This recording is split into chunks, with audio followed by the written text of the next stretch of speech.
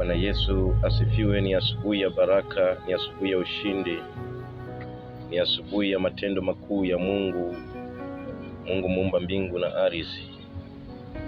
Hakika leo tunaona ukuu wa Mungu aliyetuumba sisi wanadamu chini ya mgongo wa dunia. Leo tunakwenda kumwabudu Mungu katika nyumba za Mungu, kalitukuze jina la Bwana wa majeshi, aliye mfinyanzi, aliye wa ajabu, Mungu wa Israeli.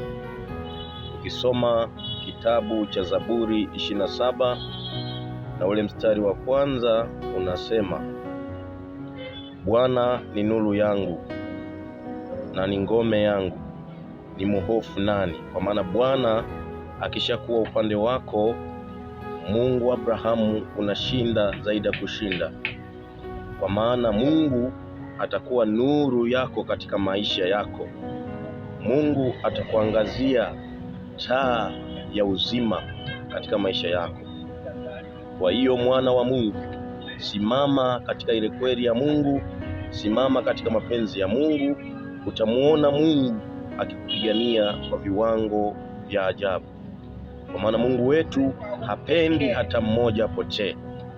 Kwa maana Mungu alimtuma mwanaye wa pekee ili aje sisi atuokoe kwa neema yake.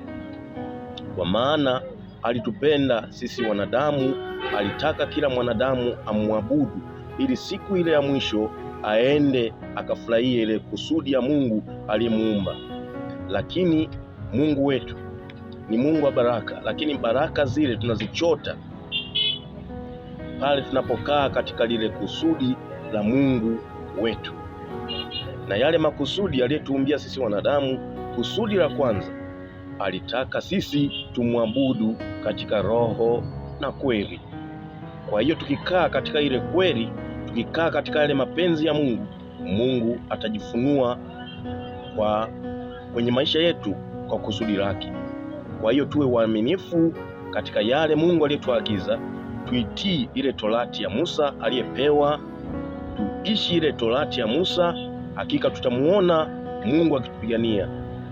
Hakika mwana wa Mungu, kwako kuna neema ya Kristo imejifunua, lakini wewe endapo ukikaa katika hiyo neema ya Kristo, utamuona Mungu akikupigania katika maisha yako.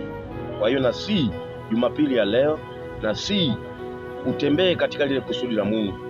Nyenyekea katika ule mkono wa Mungu ulio hodari, naye kwa wakati wake atakukweza. Kwa maana ni Mungu aliye mwaminifu, Mungu anayetupenda kwa upeo, Mungu aliyetununua kwa damu ya mwana kondoo. Hakika asubuhi ya leo tunatangaza fahari ya Mungu wetu Bwana majeshi, Simba wa Yuda akaungurume katika maisha yako. Utamwona Mungu kwa viwango vya ajabu kwa utukufu wake. Hakika na si neema ya Kristo Yesu ikae na wewe, itembee na wewe, ukamwone Mungu akikupigania katika maisha yako, ukatangaze sifa za Mungu wetu, Mungu Abrahamu, kwa mapenzi yake. Amen.